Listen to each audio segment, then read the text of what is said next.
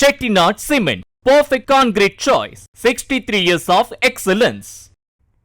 இந்தியாவிலேயே புதுச்சேரியில் மட்டும்தான் ரேஷன் கடைகளே இல்லை என தாவேகா தலைவர் விஜய் குற்றம் சாட்டியிருந்த நிலையில் உண்மையில் புதுவையில் ரேஷன் கடைகள் செயல்படுகிறதா, மலிவு விலையில் மக்களுக்கு பொருட்கள் மாதந்தோறும் வழங்கப்படுகிறதா என்பதை நேரடியாக களத்தில் சென்று ஆய்வு நடத்தி விவரங்களை தருகிறார் செய்தியாளர் கிருஷ்ணா.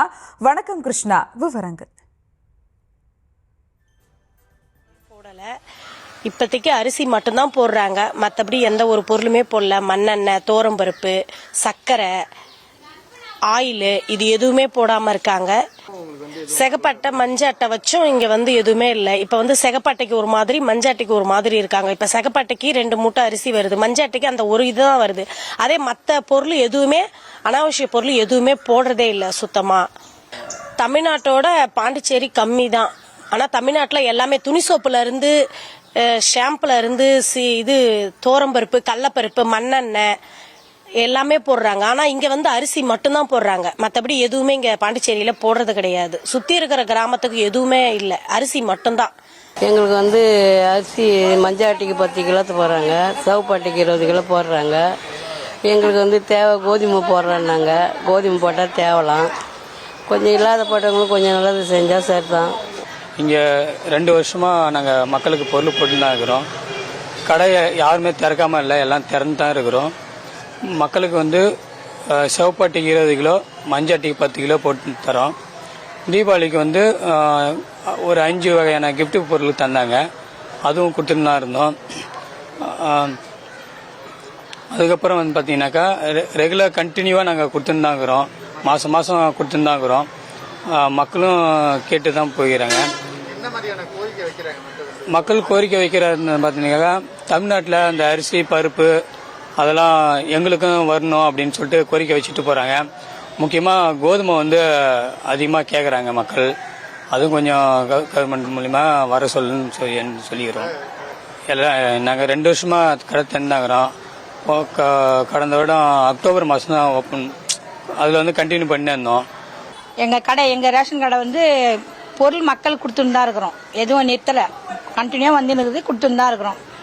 அதுக்கப்புறம் மக்கள் 2 வருஷமாக கொடுத்துன்னு தான் இருக்கிறோம். மக்கள் தமிழ்நாடு மாதிரி மளிகை ஜாமான்லாம் கேட்குறாங்க.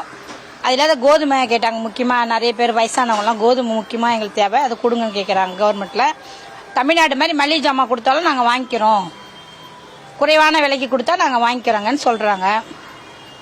அதுக்கப்புறம் மக்கள் கோதுமை சொல்லியிருக்காரு, இன்னும் வரல. அதான் மக்கள்கிட்டே நாங்கள் சொல்லிட்டு இருக்கிறோம், எப்படி இன்னும் அடுத்த மாதம் ஜனவரிக்குள்ள போட்டுருவாங்கம்மா அப்படின்னு சொல்லிட்டு தான் இருக்கிறோம். புதுச்சேரியில் மட்டும்தான் ரேஷன் கடைகளே இல்லை என தாவேகா தலைவர் விஜய் குற்றம் சாட்டியிருந்த நிலையில் இது குறித்து மக்கள் அளித்த பேட்டியை பார்த்தோம். கூடுதல் விவரங்களோடு நேரலையில் இணைகிறார் செய்தியாளர் கிருஷ்ணா. வணக்கம் கிருஷ்ணா, அந்த ஆய்வு குறித்தான முழு விவரங்கள்.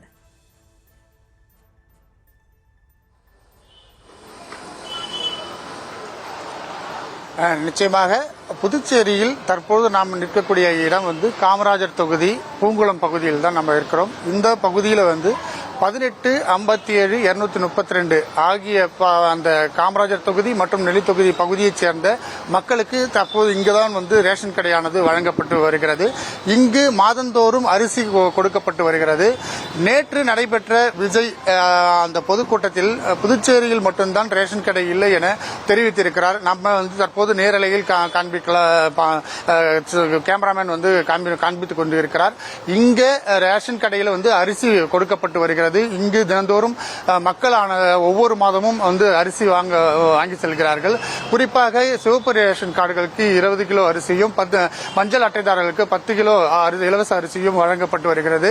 கடந்த 2024 அக்டோபர் மாதம் இந்த ரேஷன் கடைகள் மூலமாக அரிசியானது வழங்கப்பட்டது. கடந்த காங்கிரஸ் ஆட்சி காலத்தில் இந்த ரேஷன் கடையானது மூடப்பட்டது. கிட்டத்தட்ட ஒரு 8 ஆண்டுகளாக மூடப்பட்டிருந்தது. பாஜக என்ஆர் காங்கிரஸ் அரசு பதவியேற்றிலிருந்து கடந்த 2024 அக்டோபர் மாதம் இந்த ஜனவரி மாதம் முதல் தற்போது வரை ஒவ்வொரு மாதமும் அரிசி வழங்கப்பட்டிருக்கிறது. புதுச்சேரியில ரேஷன் கடையே இல்லை என விஜய் வந்து கூறிய இந்த சம்பவம் வந்து பெரும் பேசு பொருளாக இருக்கிறது. அவர் தவறான தகவல் கொடுத்திருப்பதாக மக்களும் குற்றச்சாட்டுகளை முன்வைத்திருக்கிறார்கள்.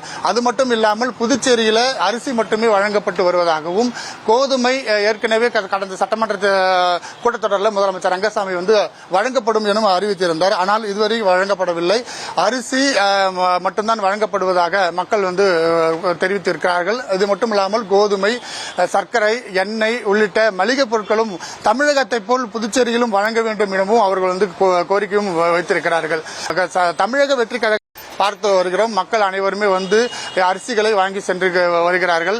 மக்களும் அரிசி மட்டுமே வழங்கப்படுகிறது. மேலும் கூடுதலாக கோதுமை, சர்க்கரை மற்றும் மளிகை பொருட்களும் தமிழகத்தை போல் வழங்க வேண்டும் எனவும் அவர்கள் வந்து தெரிவித்து வருகிறார்கள். களத்திலிருந்து விவரங்களை வழங்கியமைக்கு நன்றி Krishna. Chettinad Cement, perfect concrete choice. 63 years of excellence.